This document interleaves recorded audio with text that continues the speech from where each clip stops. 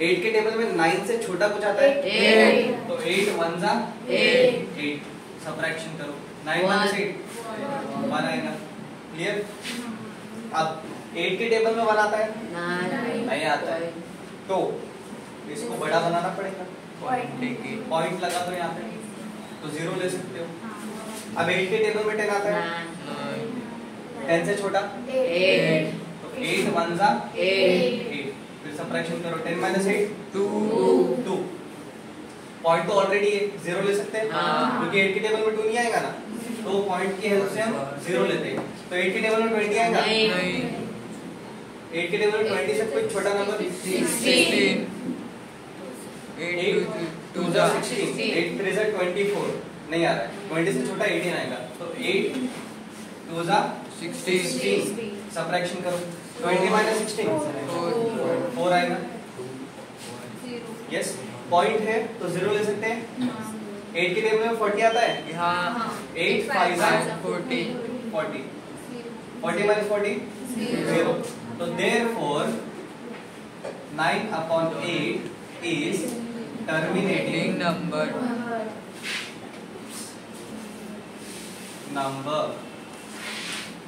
ठीक है, इसका आंसर कितना है? therefore 9 upon 8 is equals to 1 upon 1 2 5, खत्म।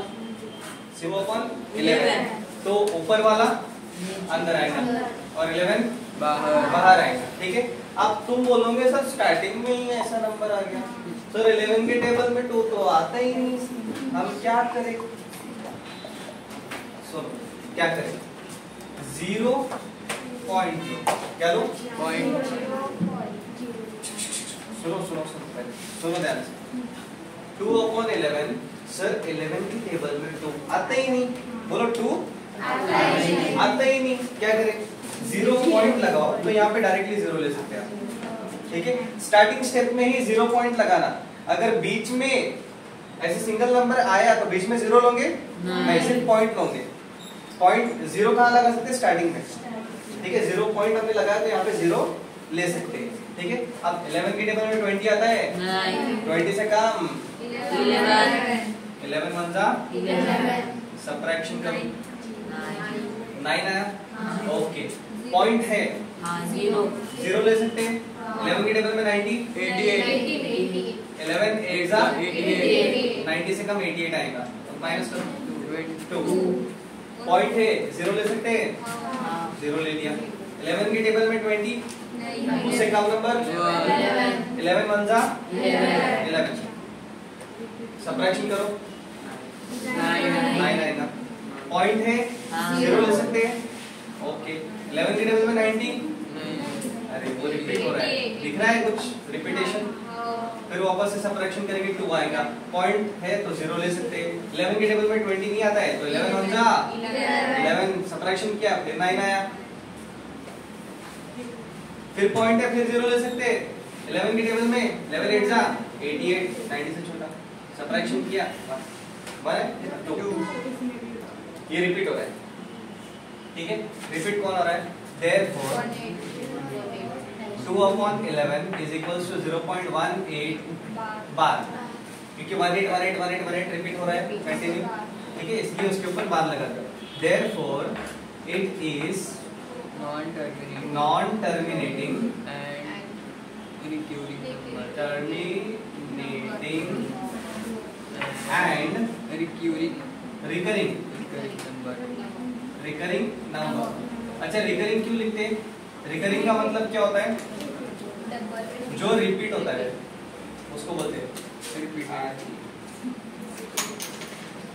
जो नंबर रिपीट होता है, रिपीट होने वाले चीज को हम रिकरिंग बोलते हैं। जो बार बार रिपीट होता है ना, उसको बोलते हैं रिकरिंग। तो इसलिए हम क्या लिखेंगे? therefore it is non terminating and recurring number। Clear?